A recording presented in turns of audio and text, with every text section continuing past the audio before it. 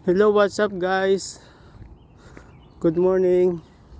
Marami nagtatanong kung paano ako nakapunta dito sa Canada. Bali kasi yung asawa ko, siya po talaga yung nag-apply ng application para makapunta dito.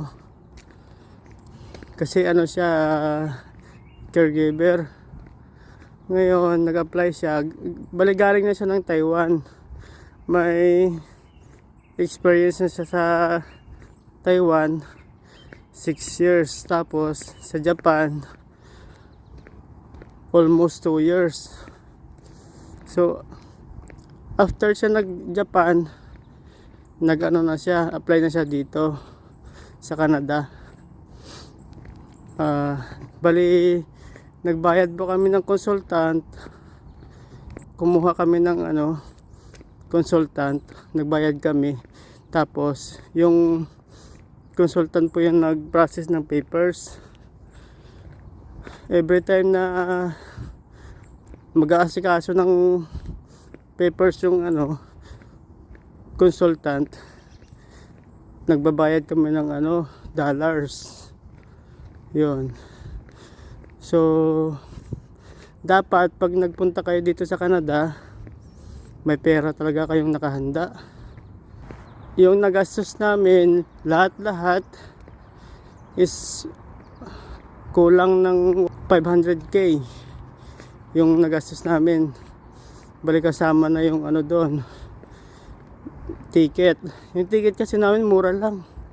Dapat marunong kayo maghagilap ng mga mura na pwedeng i-avail. Kasi kung di kayo marunong diskarte sa paghahanap ng mga murang ay talagang mapapamahal kayo. Yun. So yun ang dahilan bakit ba't ako nakapunta dito sa Canada.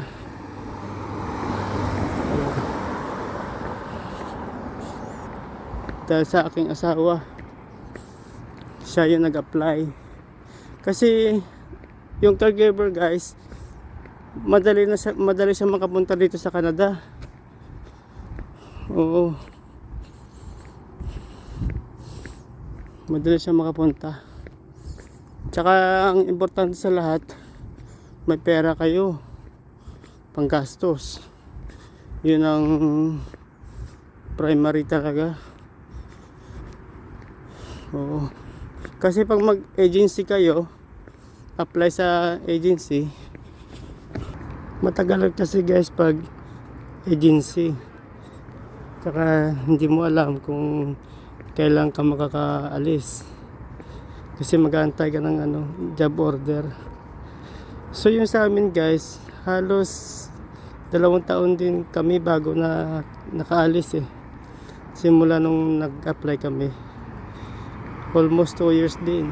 So matagal ang aming pag-aantay doon sa application. Oo.